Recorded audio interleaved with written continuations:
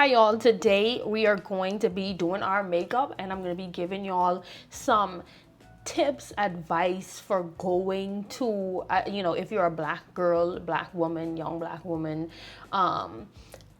who is attending a PWI in the fall. If you don't know what PWI means, that is a predominantly white institution, meaning that the vast majority of the people who go to the institution are white.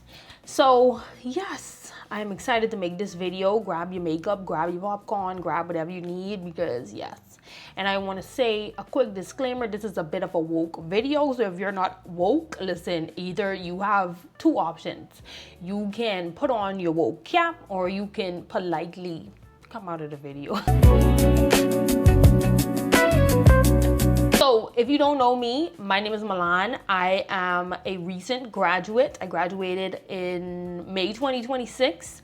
I received my bachelor's degree in philosophy and political science. And I am originally from Freeport, Bahama, the Bahamas, 242 in the building, of course. Begin with, I'm sorry for the bags underneath my eyes. I'm a woman with a different type of sleep schedule. I'm joking, but anyway, this is my favorite skincare product that I have been using for the past year. Boom, my Inkeyless Hydro Surge Dewy Face Mist. Love. The Rhode Barrier Butter. Love. I do not like the Rhode Glazing Milk for my skin, in particular because it makes me break out. But the Barrier Butter, chef kiss. And last but not least, we have this Innisfree Cherry Blossom Glow Jelly Cream. If y'all see me squint, that's because I cannot see. I literally have no idea what's going on right now. So, yes. Okay, so first off, anyway, I used to start off by doing my concealer first, but now I start off by doing my, what you call this? Contour, bronzer stuff, yeah. So the first thing I want to say is know yourself. And like when I say that, I don't mean you have to be like the expert on who you are as a person, because you are going to college and that means you're going to grow. And of course, I am not the same person like in character as I was 4 years ago before I graduated. But what I will say is when I went into college, that I knew I had an idea of my self-concept. Like I knew who I was. I'm not drastically different, right? I'm not like, you wouldn't meet me and then be like, oh my God. Like, you wouldn't be like, oh my God, who's she? You know what I mean? But I'm definitely more different in character. I'm more calm. I'm obviously more well-spoken. Things like that. Like you grow in character, but you should at least know a little bit about yourself. So I would say take the summer, take this time to really do some self-reflection. Like when I say know yourself, know your principles. What do you stand on? Know your strengths, your weaknesses. Now, I've always known my strengths and my weaknesses. Like that's something that I have always known because I'm very self-aware. Like when I would go to therapy and stuff, they always tell me like, I've already done their job because I am very self-aware. And if you're not a self-aware person, it's time to do some digging. And I mean like not knowing, of course, like I said, you will grow, but of course you need to at least do some digging into strengths, weaknesses, things that you like versus you don't like, and stuff like that. That is not the place. That's not the place where you want to be just now figuring out your strengths and weaknesses, because listen, I can tell you right now. Okay, so you know what I mean? And of course, at this point, you should at least know like basic stuff about yourself, but you shouldn't be just now gathering certain things. And that's just the truth, because trust me, I've seen that, and it didn't turn out well for that's no shade to who I'm thinking about in my head, but it did not turn out well. So for concealer, I also use the e.l.f. concealer, camo concealer. So I'm going to be using that. put that right there. Yeah, there's that. The second thing is, and I cannot stress this enough, like, you need black friends. Don't listen, I want to say that I do not have anything against white people. I'm not one of them people who hate white people, any of that, none of that. But I will say, listen to me, if your whole friend group, and again, it's a predominantly white institution, I'm not saying go and find 700 black people to hang with, because you're not going to find that. But you do need black friends. Like, and that's not to say you cannot have white friends. Like, let's be logical, right? Like, if, like, not for the philosophy major to jump out of me, but just because I say make black friends, that doesn't imply you cannot make white friends. It just means that you, like, at least need one black friend. And you know, in particular, that you might want to make sure that that person is a black woman. Because when it comes down to it, and the truth of the matter is, the only people who could truly understand our experience are black women. And that's just it, right? Like, that's just the truth of the matter. And it's a sad truth because, of course, you know, you want to say, oh, like, I cannot find my concealer brush. That is really pissing me off. Have to make friends that are going to be able to understand your experience, because you don't want, listen, you don't go around people and they be like, maybe you're overreacting.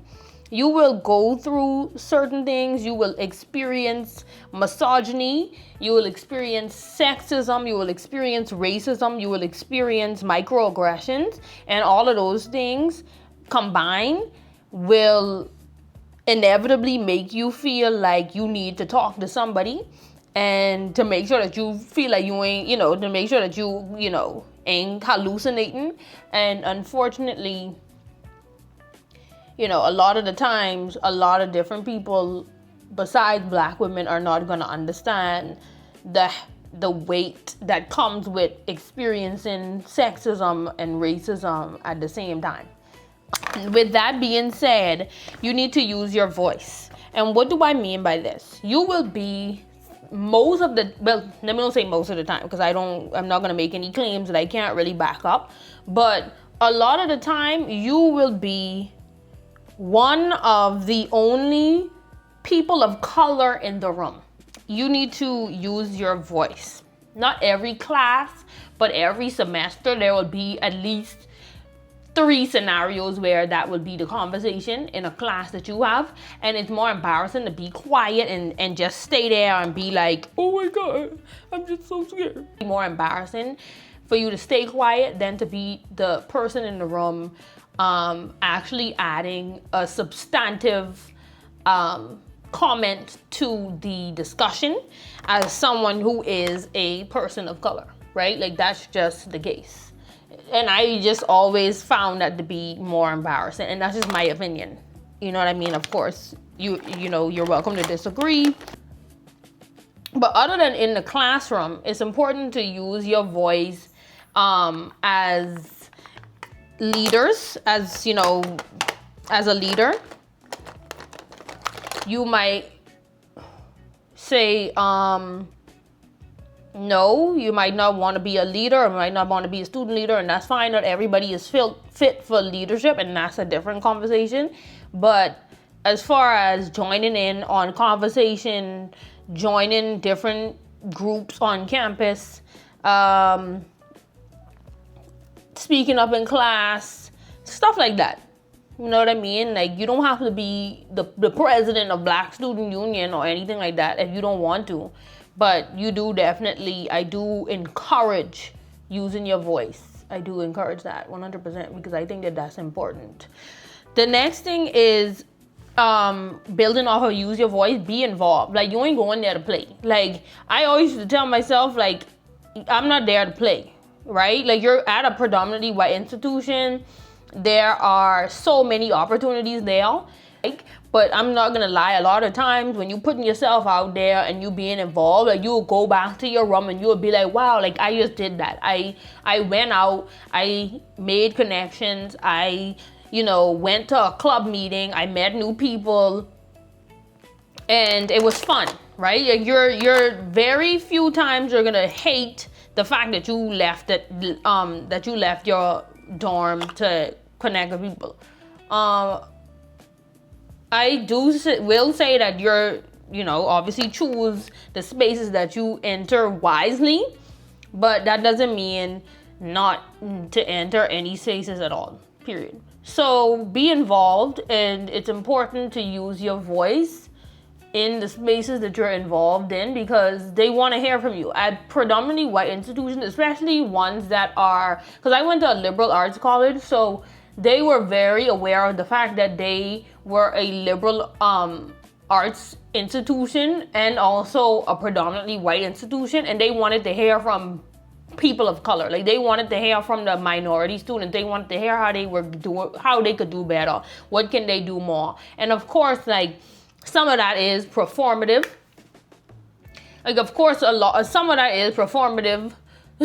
Some of it is, but a good amount of it is actually coming from a good place and coming from a place where they want you to feel welcome and they want you to feel like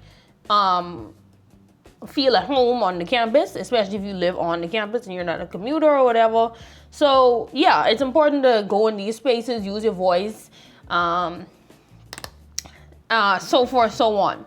And the next thing is have fun. Like, don't be all up in your room. Like, I promise you, I know how hard it is to feel motivated to go out and get involved and do all these different things when you feel like, oh, I'm gonna be the only black person in the room. Like, that's very hefty. Like, that's a very hefty burden to be the only black person in the room. It's so annoying, especially if you are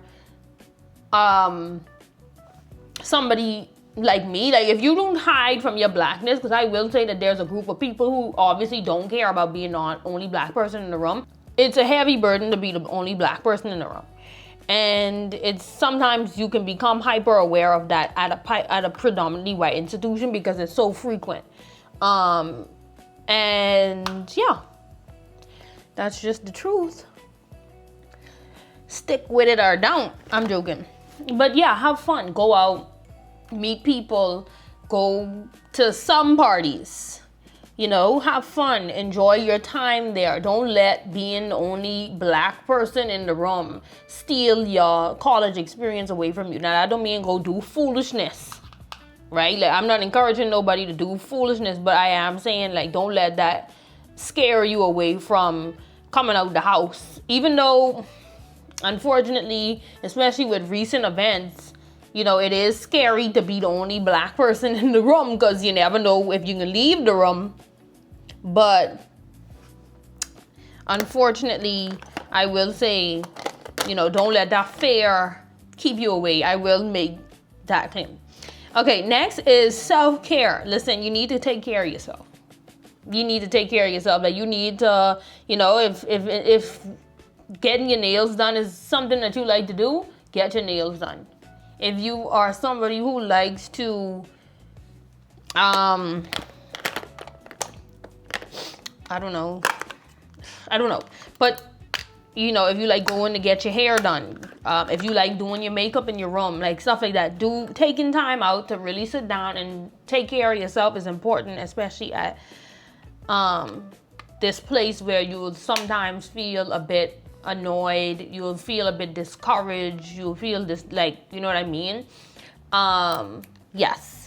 So take care of yourself, do your nails, do your hair, do your makeup, go get your favorite drink, explore the community that your college is in, explore the college town, take a self-care day, take a minute to breathe, stay in your room all day, watch movies, have a girls' day with your friends, stuff like that. Like, don't just school, because that was how I was. Like, I was like somebody who was just like, okay, well, I'm not going to deal with none of the feelings that I have. I'm going to either like self-destruct or just do my schoolwork, and that's it. But you need to take care of yourself. And if part of taking care of yourself is going to therapy, I would encourage going to therapy. Like, just going to see a little counselor, the school counselor or whatever, just to say, oh, well, this is how my week was, blah, blah, blah. Okay, bye. And then, stuff like that.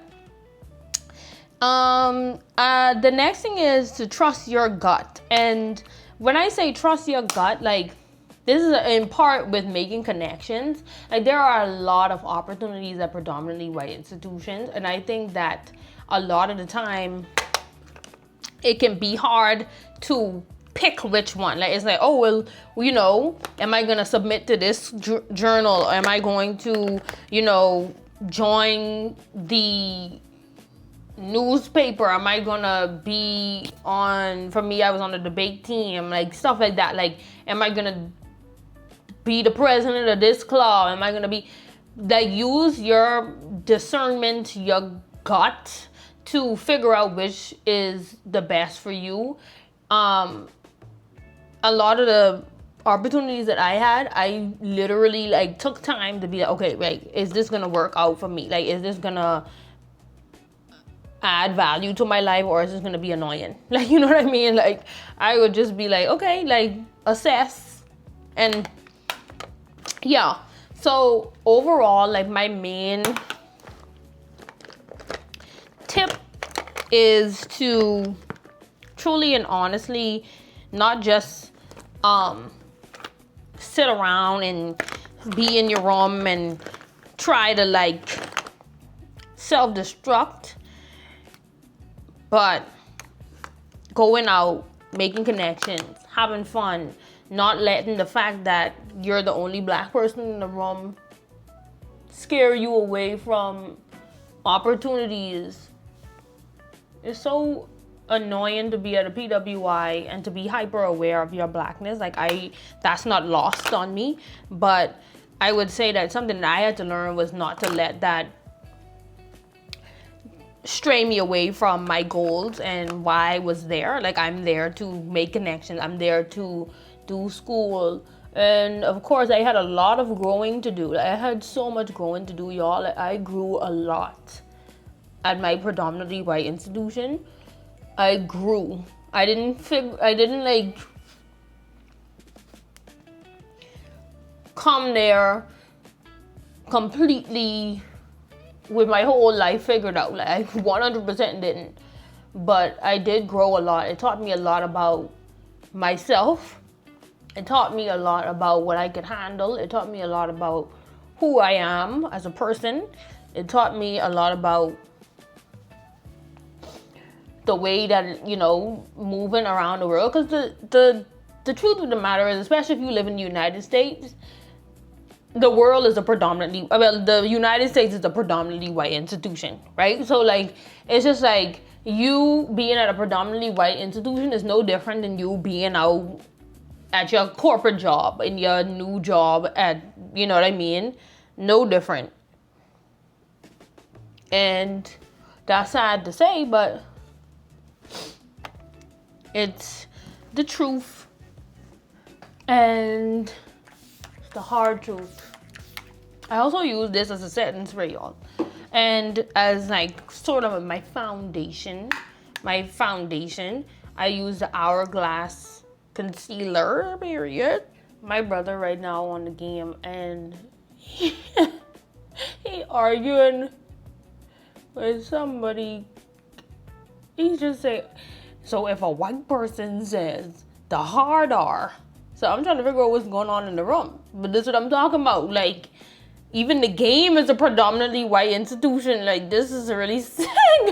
He gotta explain why saying the N-word with the hard R is not appropriate. My God. You know what? And he's 12. Oh, boy. Like, do I ever lie? Like, the proof really be in the pudding. The proof be in the pudding. Like, when you speak the truth, it always appears.